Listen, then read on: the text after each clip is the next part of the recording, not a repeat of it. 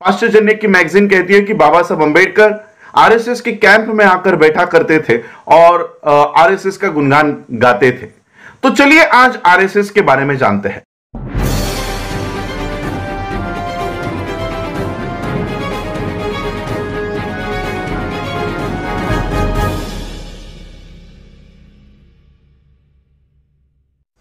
विश्व के सभी मेरे साथियों को राजरत्न अंबेडकर की ओर से जय भीम, नमो बुद्धाय। द अनटोल्ड अंबेडकर के 9वें भाग में आप सभी लोगों का स्वागत है। इस भाग को शुरुआत करने से पहले मैं कुछ स्टेटमेंट्स मोहन भागवत की और आरएसएस की पाश्चर्यजन्य की स्टेटमेंट्स आपको बताना चाहता हूं। मोहन भागवत एक कार्यक्रम में कह रहे थे कि डॉक्टर बाबा साहब अंबेडकर और आरएसएस के संस्थापक के.बी. हेगड़ेवार, केशव बलिराम हेगड़ेवार, ये शरीर से अलग अलग थे लेकिन आत्मा एक ही था। पाश्चर्यजन्य की मैगजीन कहती है कि बाबा साहब अंबेडकर आरएसएस के कैंप में आकर बैठा करते थे और आरएसएस का गुणगान गाते थे। तो चलिए आज आरएसएस के बारे में जानते हैं। आरएसएस के बारे में जानना है तो आपको पहले कांग्रेस के बारे में जानना होगा। कांग्रेस की स्थापना हुई 1884 में। कांग्रेस की स्थापना की चैटर्जी, बैनर्जी, मुखर्जी, एनी बेसेंट, तिलक, आगरकर, सावरकर, इन सभी ब्राह्मणों ने मिलकर और एक अंग्रेज ने मिलकर इस कांग्रेस की स्थापना की। यह कांग्रेस उस समय सिर्फ ब्राह्मणों का संगठन हुआ करता था, इसलिए इसको बहुजनों का फेस देने के लिए सबसे पहले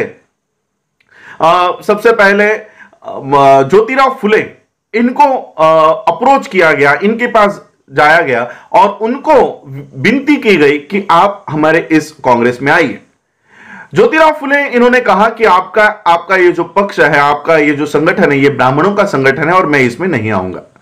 इसके बाद छत्रपति शाहू महाराज जी को कांग्रेस में लाने की बहुत तैयारी इन लोगों ने की।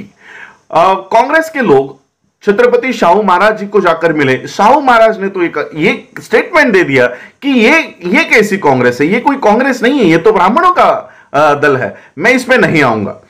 तो यहां से ये जो संगठन था कांग्रेस का, ये सिर्फ ब्राह्मणों के हाथों में था। बाबा साहब अंबेडकर जी का राजनीतिक, सामाजिक, शैक्षणिक पटल पर, प्लेटफॉर्म पर उदय हो गया और बाबा साहब ने, जैसे मैंने कल के एपिसोड में कहा कि बाबा साहब अंबेडकर जी के वजह से भारत के सभी लोगों को वोट देने का अधिकार प्राप्त हो गया। अब जब वोट देने का अधिकार मिला तब कांग्रेस नहीं चाहती थी कि भारत के सभी लोगों को वोट देने का अधिकार हो। इसका ज्वलंत उदाहरण मैं तिलक का देना चाहता हूं। जब छत्रपति शाहू महाराज जी ने 50% आरक्षण जब लागू किया तब तिलक ने सभा लेकर कहा कि तेली, तंबोली और कुनभटों को संसद में जाके क्या हल चलाना है? इनको क्यों चाहिए रिजर्वेशन? इनको क्यों संसद में भेजना है? इन लोगों का काम है खेतों में हल चलाना, लोगों के जूते पॉलिश करना, लोगों के बागों में काम करना। इन लोगों को संसद में नहीं भेजना है। और सबसे पहला विरोध किया था कांग्रेस के तिलक ने। बाबा साहब ने इस देश के सभी लोगों को वोट का अधिकार दे दिया। SC, ST, OBC, minority, Muslims और सभी लोगों को वोट का अधिकार मिल गया। 3.5% ब्राह्मण अब ये भारत के लोगों के ऊपर राज नहीं कर सकता था। भारत का ब्राह्मण इनके ऊपर राज नहीं कर पाएगा, इसलिए 1884 में बनी हुई ये जो कांग्रेस थी, इसमें से कुछ लोगों को 1920 के बाद बाहर निकाल दिया गया। 1920 में ही बाबा साहब अंबेडकर जी ने इस देश को वोट का अधिकार दे दिया था।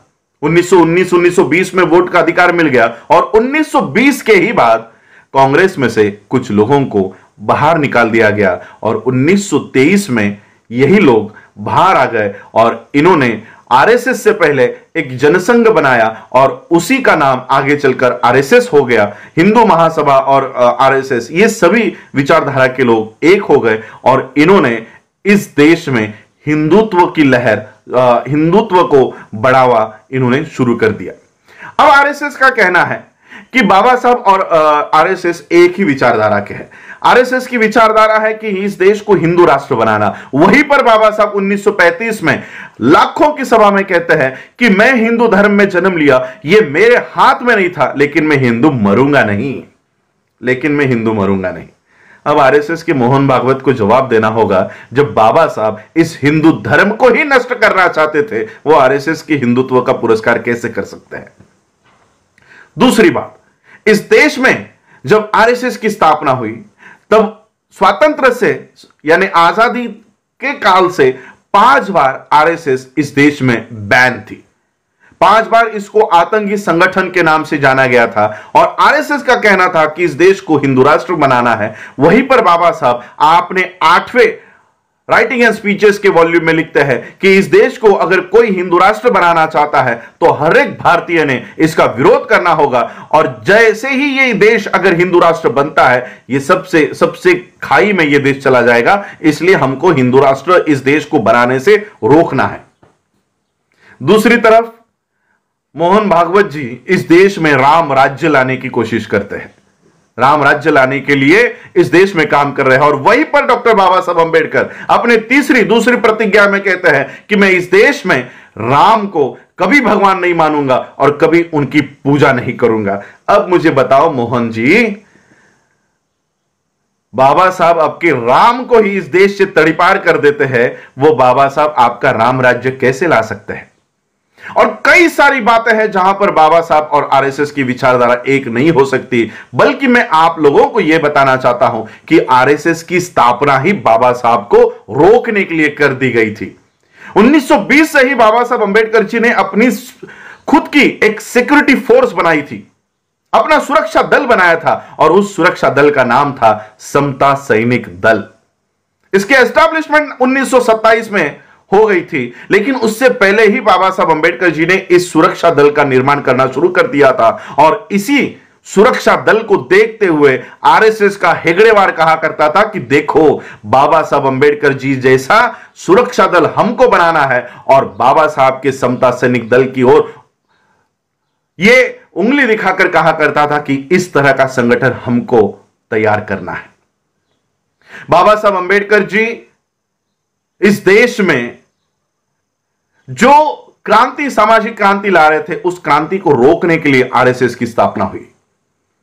यहां तक कि बाबा साहब ने जो संविधान इस देश को निर्माण करके दिया, दूसरे दिन 26 जनवरी 1950 के दूसरे ही दिन यानी 27 जनवरी को दिल्ली में आरएसएस ने संविधान की प्रतों को जलाया। यह आज 2 साल पहले नहीं हुआ, 2018 में यह घटना नहीं घटित हुई पहली बार, यह सबसे पहली बार घटित हुई 1950 में। दूसरे ही दिन आरएसएस ने भारत के संविधान को जलाया था। आज भी यह आरएसएस यूनाइटेड नेशंस के आतंकी संगठनों में एक प्रमुख संगठन है। इसलिए मैं आप लोगों को कहना चाहूंगा, यह जो मीडिया इनका काम कर रहा है, बाबा साहब को आरएसएस के प्रो दिखाने का, आरएसएस के विचारधारा का दिखाने का काम करे, आज ही क्यों कर रहे हैं? मैं आपको इसकी वजह बताना चाहूंगा। इसकी वजह है इस देश का मुस्लिम।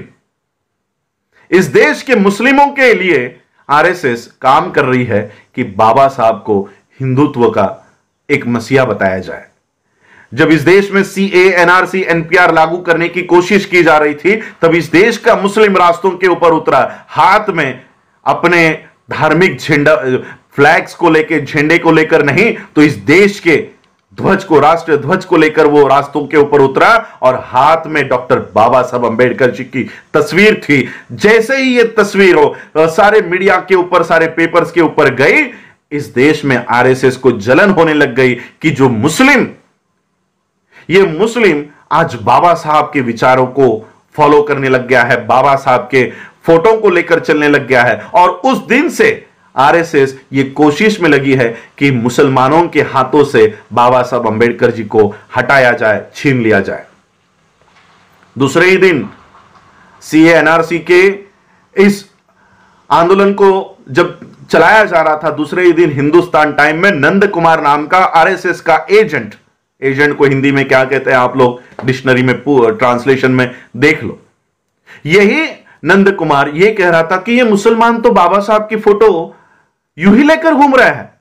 दरअसल सीए का समर्थन तो बाबा साहब ही कर रहे थे, बाबा साहब के ही विचारों पे हम लोगों ने सीए लागू किया है। तो मैं आपको यह भी बता देता हूं, क्या सीएए सही में बाबा साहब अंबेडकर जी के विचार की कोई कानून है? अगर बाबा साहब अंबेडकर जी के विचारों का कानून सीएए होता तो बाबा साहब संविधान में आर्टिकल 14 में यह नहीं लिखते कि इस देश में न्याय देते समय किसी की जाति, किसी का धर्म नहीं देखा जाएगा। इस देश में धर्म निरपेक्षता होगी। किसी की जाति, किसी का धर्म देखकर इस देश में कानून नहीं बनाया जाएगा। और ये एक ही आर्टिकल इस देश में नहीं, पूरे विश्व में ये प्रचलित किया जा रहा है कि इस कानून के होते हुए, इस आर्टिकल के होते हुए CAA ये भारत में लागू नहीं हो सकता। अब मुझे बताओ मोहन भागवत जी, आपके हिंदू राष्ट्र को इस देश में लागू करने की सबसे बड़ी समस्या है डॉक्टर बाबा साहब अंबेडकर। आज बाबा साहब अंबेडकर हमारे सामने जिंदा नहीं है, हमारे सामने जीवित नहीं है, लेकिन उनकी किताबों के माध्यम से बाबा साहब आज भी हमारे सामने हैं। दिक्कत यह है कि हम वो किताबों को नहीं पढ़ रहे हैं, वो आप पढ़ रहे हो, और इसलिए बाबा साहब की एक लाइन आगे लेकर आते हो और 4 लाइनें छुपा देते हो। और इसलिए मैं आप लोगों को, देश के लोगों को कहना चाहूंगा, इस देश में मोदी और अमित शाह को रोकने से कुछ नहीं होने वाला। इस देश में से अगर किसी को हटाना है तो वो RSS को हटाना होगा। इसको हटाने के लिए आप सभी लोग पहल करें, यही मैं आज के इस एपिसोड में कहना चाहता हूं। आज आप लोगों ने मुझे सुना, उसके लिए आभार। जय भीम, जय भारत, जय बुद्ध।